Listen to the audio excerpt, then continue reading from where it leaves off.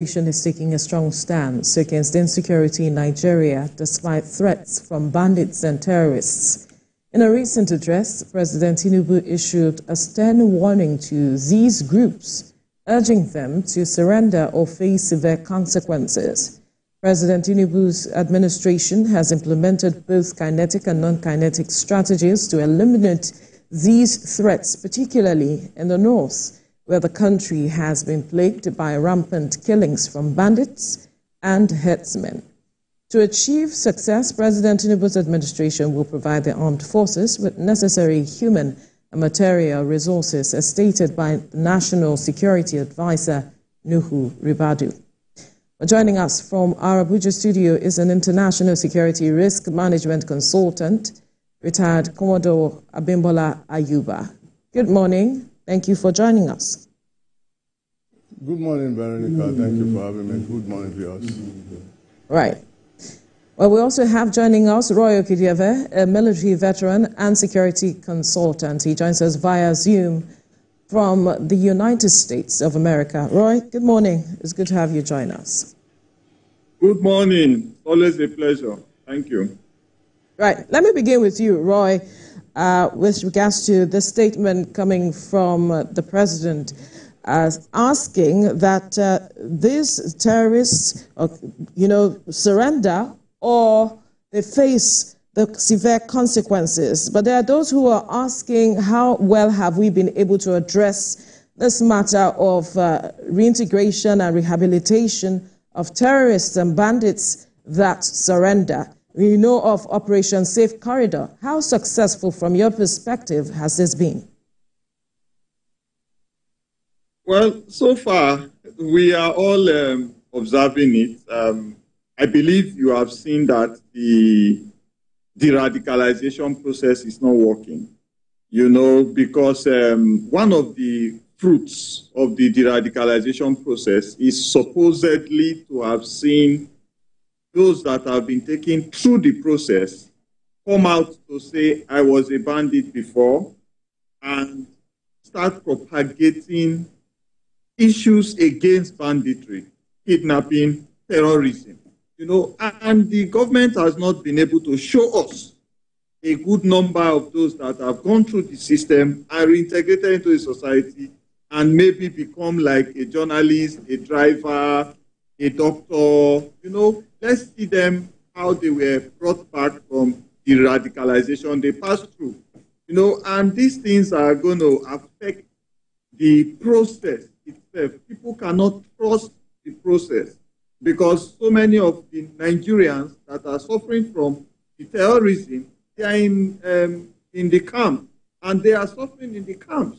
So I expect that a de-radicalization process that is sincere, supposed to show us the fruits of its success, to show that it was successful.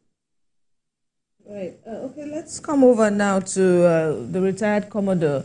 Thank you for joining us once again.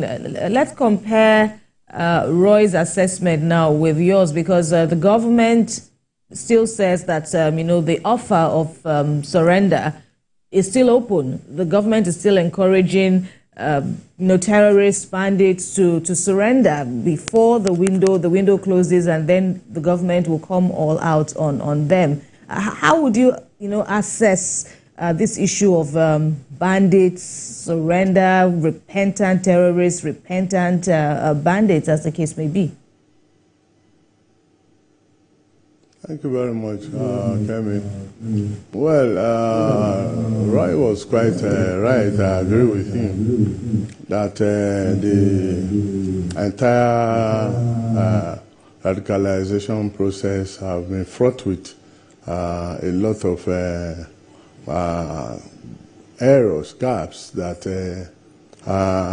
rather negates the original purpose for which the Safe Corridor program, for instance, was set up.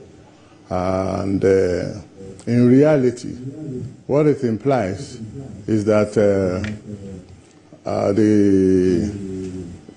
the Safe Corridor program, we have seen cases of reversals of people who have been cleared and termed repentant and reintegrated, after benefiting from the program, return to their kith and kin in the forest. And of course, there are also other issues that flood the process, like the kind of heavy benefits that are given to people who have inflicted so much damages to their fellow citizens, and they return to the communities much richer and better than those who they have inflicted this pain on. And of course, the perception in the society is that of unacceptability. And of course, the victims are rather in IDP camps and are living in penury. So, well, it is a very positive thing that the president has come up as commander-in-chief to make this very, very bold and courageous statement, which implies a stronger commitment to getting this war on terror on a high gear and bringing out those who are willing to surrender. And if they do, I'm sure there is a process that has been put in place which may be better fine-tuned. Those who have committed criminal acts are separated from those who were just also victims themselves. Because when you look at the various grades of repentant terrorists, in quotes, and bandits, because those who have committed crimes and have evidence against them, they have to go and do their time in prison. And when they are in jail or in custodial facilities, as we call them these days, they have to be go through the normal process of correction. And of course, when they are deemed okay, they could be pardoned or they could be released into society. But they have to be punished, because it is this domain of impunity that is one of the clogs in the wheel of our security efforts, which I'm pleased that the Commander-in-Chief has come up with this last warning and last offer. And I believe that those who have ears among them will really come out and surrender, because there's always provision for surrendering in warfare, and especially in cases of this kind of low intensity or irregular warfare. Thank you. Let me stay with you, Commodore. You mentioned some things that I need you to expatiate on. You said that measures like this, these non-kinetic measures, what are the clog in the wheel of the progress of the efforts we have made in addressing matters of security as a country. We'll need you to expatiate on that. And then you also say that, you said that there is a process in place, but that the process needs to be fine-tuned when we are talking about reintegrating and rehabilitating repentant bandits or terrorists. How would you want it fine-tuned if there is a process in place? Yes, you know, our situation developed gradually into this very large-scale, high-intensity conflict.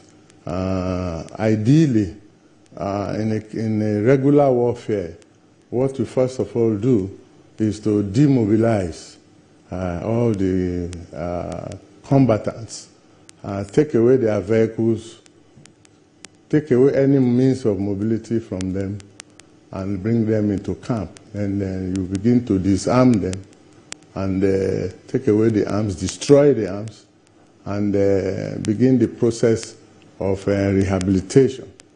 In the case of this safe corridor, a different approach was made. It was virtually army-led, even though there are actors from other agencies. But the UN itself has a model for best practices for this kind of situations. For instance, how do you determine that someone is repentant? What are the benchmarks for knowing that somebody who has been engaged in killing, destroying, in looting, arson, and oftentimes even eliminating the whole family is repentant and without penalties. I believe that the process is not as fine as one would expect it, because I have worked in the environment of this conflict, particularly in the northeast of Nigeria, especially in Borno.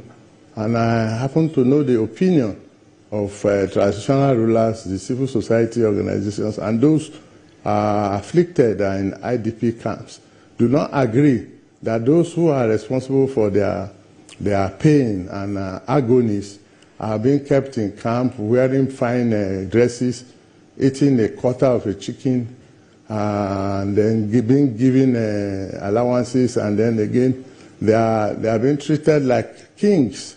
And then when they are leaving, the kind of packages they are given, they go back to society to flaunt this at the people they have actually denied of their livelihood.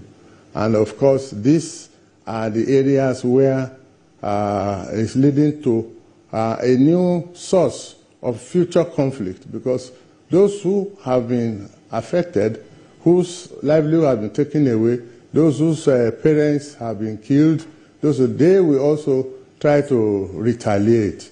And of course, this is why most of the traditional rulers have come up to say this, that it is better that they get involved in the process. And I think as part of the fine-tuning, the traditional rulers are beginning to be getting involved, but it's still, the efforts are far between, because the traditional system knows easily how to identify and how to measure all this. And in fact, some of these so-called repentant people, we have had evidence that many of them, after a while, they return into the bush, and having learned so much about the system in which the government is approaching it, they go back and provide higher level of intelligence and become deadlier. That is why I say that there is need for these measures, this safe corridor thing should be wound up, and a new system should be brought into place where the judicial system, the correctional system, civil society actors, the traditional rulers, and as well as other key players, including military commanders who have operated in those general areas, who know these bandits, will have an opportunity to participate. And then we'll say that, yes, we are now on course to get... Yes, we need to quickly go on a break. When we return, we'll continue this conversation. Stay with us.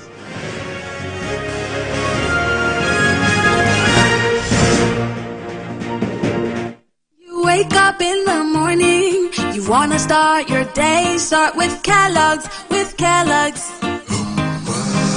You can reach your grades, stay active and alert, start your day right. Because Kellogg's is fortified with the essential vitamins and minerals you need to start your day right.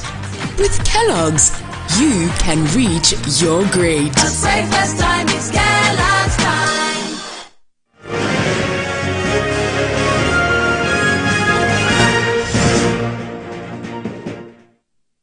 Thank you for staying with us. Before we went on the break, we're speaking with our guest, security experts, on a statement coming from the president where he said that he is, giving the terrorists and bandits the opportunity to either repent, surrender, or face severe consequences, as the case might be. That's just to give some context to the president's statement.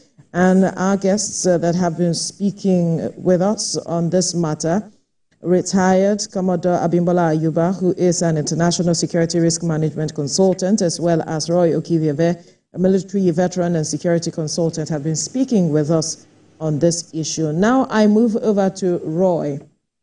Stemming from what Commodore Ayuba, retired, mentioned earlier, saying that there is the need to look at the process with which we demobilize these persons who come to say they are repentant, so to speak, the way we reintegrate them into the society, the way the processes needs to be. He's saying that there should be a rejigging of the whole processes this time around. It should involve civil society groups, the Nigeria Correctional Centers, as well as the justice system needs to come in one way or the other because of the implication this could cause on the long run because of those who are seeking justice, who are seeking closure as a result of the activities of these so-called repentant terrorists and bandits. Okay, thank you very much for this opportunity, and much respect to my Oga that is here. Now, if we actually want to assess this situation, I want to use some words that I am not comfortable with. I want to say that I am embarrassed that the president is being given this kind of advice, because currently, as we speak, they have exhausted all the lifeline. If you go to hospitals, go and see soldiers that are without limbs because of these Boko Haram and terrorism issues. Go to hospitals, go and see soldiers without their body members complete. Some of them could not even get proper medical care. And they are not in the rank and file. They are in the rank and file, so they cannot be flown abroad. So they are just in one hospital or the other, languishing. And these are the perpetrators we are talking about.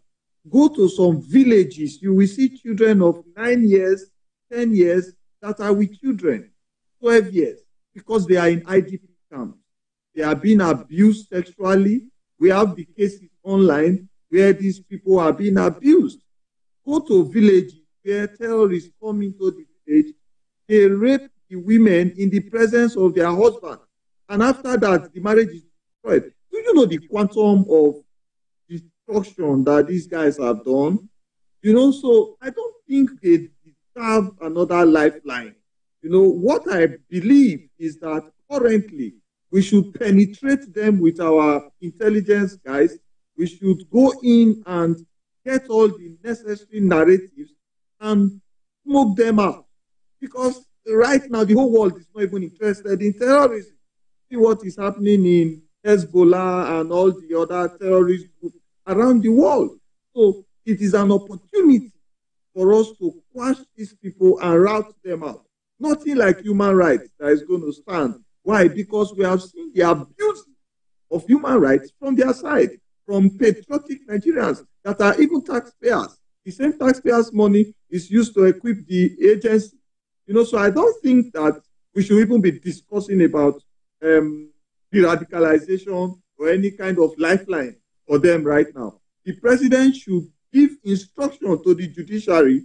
They should bring all the case files from those that were legitimately found culpable in the act and begin to execute them right now, because the penalty for murder is death, and begin to finish them right now. That will begin to send the right message to those in the bush. We don't need to give them any lifeline.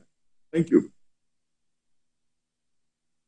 Commodore, so in the light of, or in the wake of the gains the federal government has recorded with the deaths of, bandit leaders such as Kachala and co, how would you, want them to sustain the momentum? Of course, there is still the threat of Turji, who has also gone on to state some conditions before he and his, mates, he and his men, he and his officers would, stop their attacks in the northwestern region.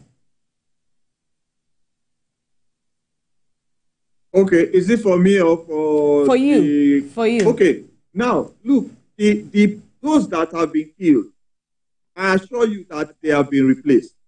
Just that you have not seen the new leaders, okay? Terrorists and bandits and lawless communities, they quickly, unceremoniously replace the boss. There is even a replacement before the guy is killed. So killing the leader is not even something to celebrate. Look at Hezbollah, now the leader was killed. Within hours, a new leader was instituted. So I think that we must make sure that we penetrate those areas and take back our territorial integrity. We are not interested in killing only the leaders. Even when you route them out, they break down into cells, move into the community, and start fresh recruitment again. So you can see that there is no way apart from routing them out, make them face criminal justice system, and make sure those that are culpable face supreme price. If you don't do that, you are making room for them. We already have a national alliance with our neighbors. That also should be strengthened. Then the police and the DSS, they should not leave the job for the military alone, because these people live in communities. They buy food stuff from our marketplaces. They use our public transportation. They use our financial system, the bank and all the POS and all the ways to transfer money. They move within boundaries. What is the immigration doing? So I think that the best thing is to go out loud, all our agents' responsibility, and get them organized and dismantled. Move on now. Apologies, retired Commodore. The question was initially meant for you, but it's also good that Roy has addressed it. But let's come back to the retired Commodore now to speak on this matter. Turji is still in the news. He still remains a threat, even as the government says it will maintain the momentum, so to speak. But what are your thoughts on this? Because he has gone on to talk about the blame game among politicians in Zamfara State, for example, which I'm sure you are following the conversations there.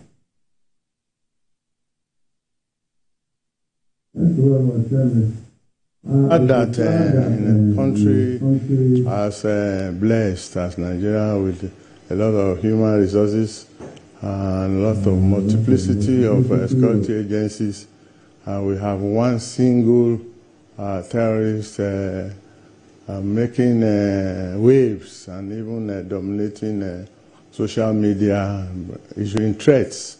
So it speaks to failure of intelligence. It also speaks to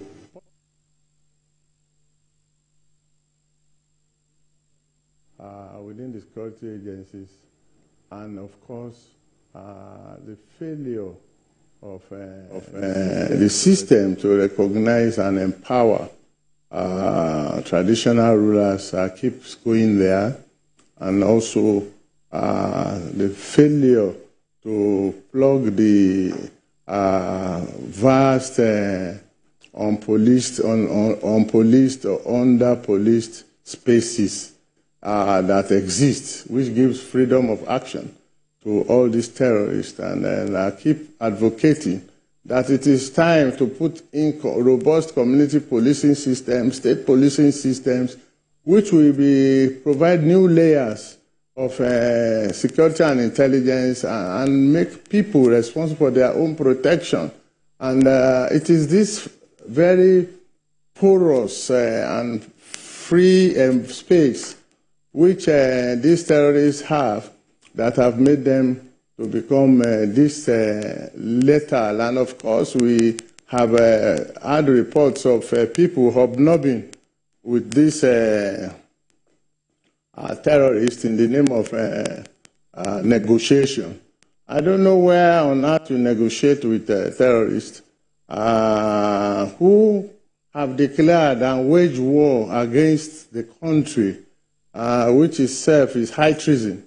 And we keep hearing people wanting to negotiate, people even snapping group photographs with these fellas who were indeed should have been blown out of the orbit in very intense military operations. And of course, I've also spoken about the need for policing actors to quickly move into areas where the military, using its kinetic capacities, have already declared free from militants. And if you declare a place free and you leave it unpoliced, unoccupied, these people, they know our pattern of operation. So what they just do is to wait, give us 2 weeks.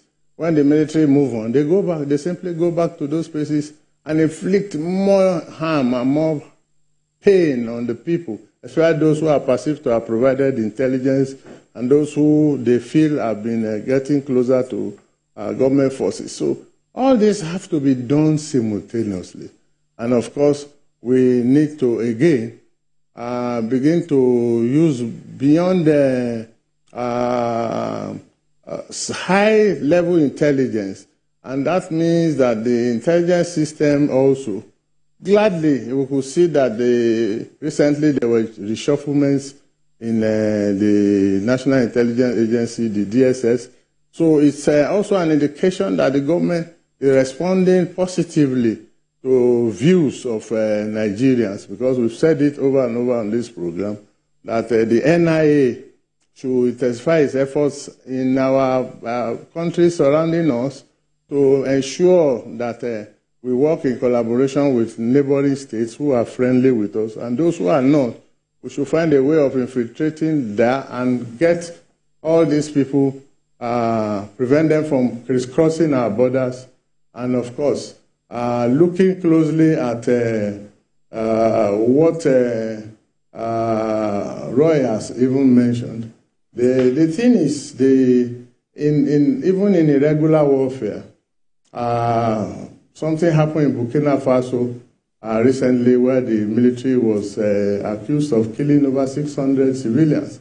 This matter is being investigated by UN. So there are other international laws that we kick in. If we don't manage handling these issues, the law of armed conflict is there, international humanitarian law is there.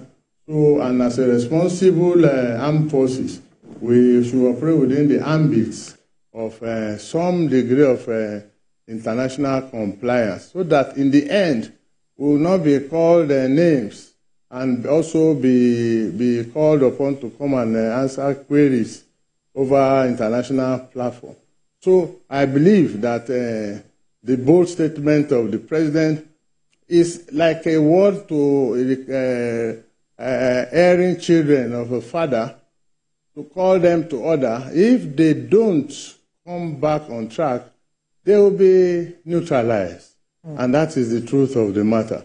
There's a lot of intense operations going on all over the spaces. And like Roy said, the armed forces is paying a very, very big penalty for it. And of course, even as we speak, even the new minimum wage, I don't think any soldier has received it, talk less of the veterans who are lying there, also hoping that government will involve them in solving some of these problems. So it's about a new thinking. It's about thinking out of the box. And it's all about the whole of society or the order. We need to be committed. We need to revisit the issue of state policing. We need to revisit the issue of community policing so that we can provide that layer of security desirable to each and peculiar situations in these areas that are afflicted.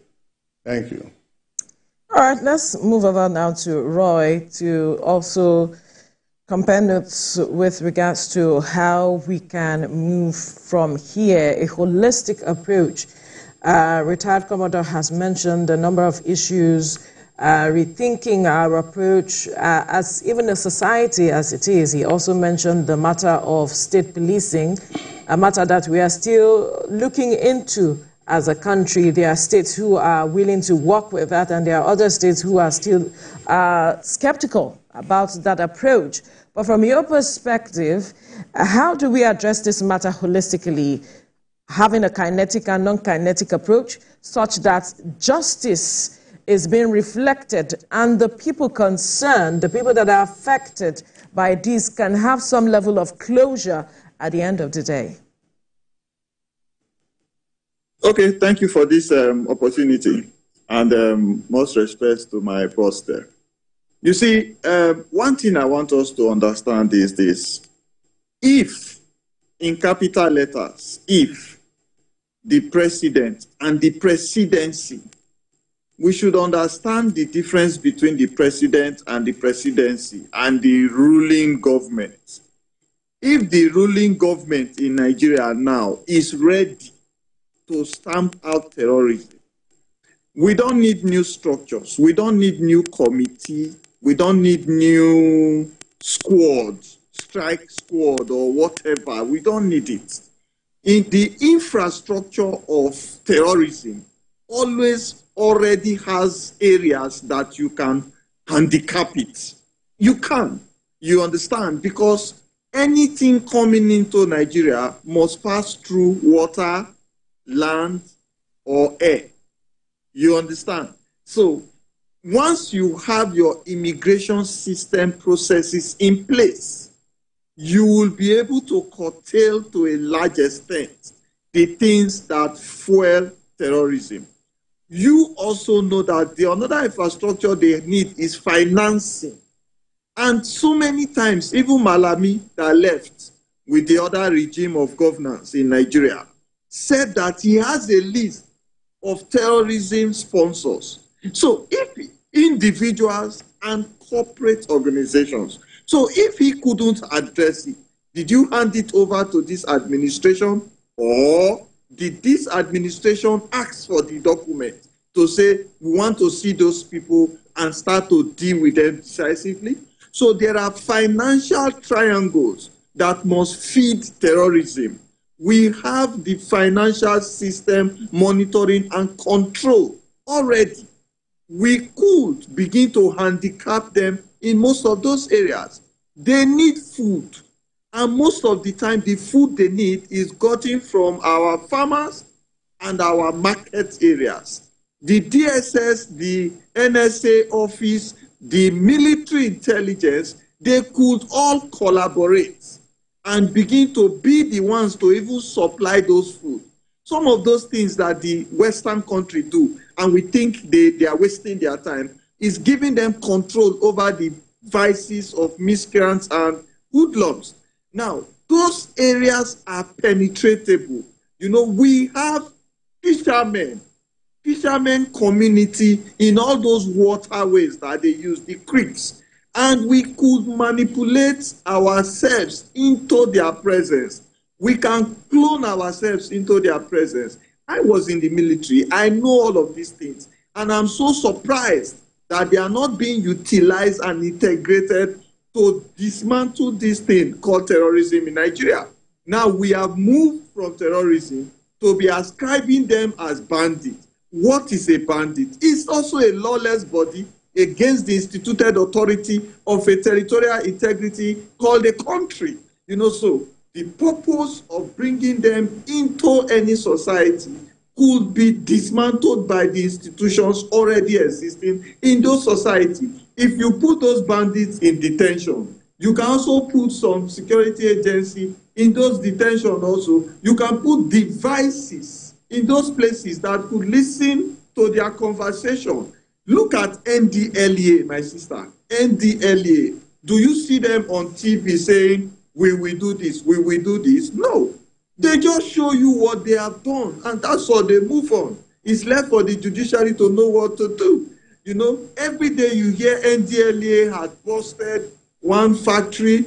They just recently, a lady from Canada, they just routed that case now and got all the criminal evidences. You know, so why can't we use the instituted agencies and handicap the infrastructure of terrorism? It's possible. We have NIM, we have NIMC, we have banking system, we have cameras, drones, everything at our disposal. We are always 10 years behind in our actualization of our processes of curbing insecurity. Meanwhile, the criminals are always ahead. Bandits are using drones now to monitor military and police officers that are on the road, pushing their vehicle because of lack of ability and capability. This is a very faulty situation that we have found ourselves.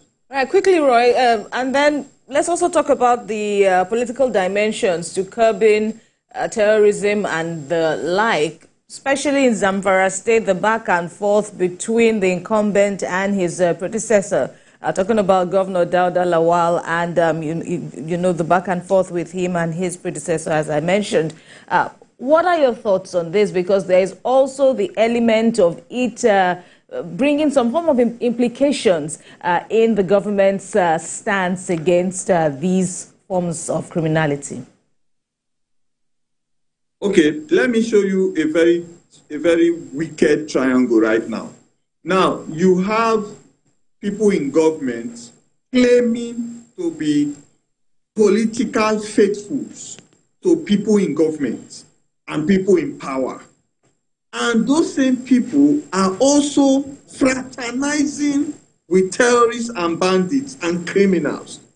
Now, these same people also deploying innocent police and military personnel to those areas and becoming moles to those bandits and criminals for them to be able to ambush and kill the innocent soldiers and police officers. This is a dangerous triangle I'm showing you now. What is the problem? The problem now is the agencies that are responsible to identify a breach, a criminal breach by any Nigerian. Even if you have immunity, it can be taken away by a Supreme Court. You know, in some countries where we go and enjoy ourselves and come back to Nigeria, a mayor of a town was caught on overspeeding. He was trying to call somebody a higher authority, and the police officer flagged it as intimidating the police. And that government official is facing serious barrage now. Another country again, somebody was given a gift by a suspicious person. And that person, that government official is facing a barrage of litigations right now. So why is it that we can't tell ourselves the truth and say, hey, did you do this when you were a governor? And you see the evidence and show him the evidence and say, carry him away, because we are in politics, but does not mean that we are here to kill and maim our innocent soldiers. Oga sitting there in the office there, he can tell you how many calls he gets from the boys that serve under him that they cannot survive right now. The military veterans, as we speak here, they have not seen their palliative that was promised by this same regime, this same government. If Beta Adu or whatever is her name misbehaved in our office, what is our business as military veterans? When we were paying the supreme price, did we call anybody to say, show us your integrity before you enter the office? It's the government that should show integrity. The military veterans and every other person in arms in this country have been abused and disappointed. We expect that every politician should look at a crime as a crime. If it is committed by your political faithfuls, your political partners, all right, you should Roy, allow the law to take its course. All right, let me quickly come to you, Rita Commodore, quickly for your final thoughts, because our time is almost up.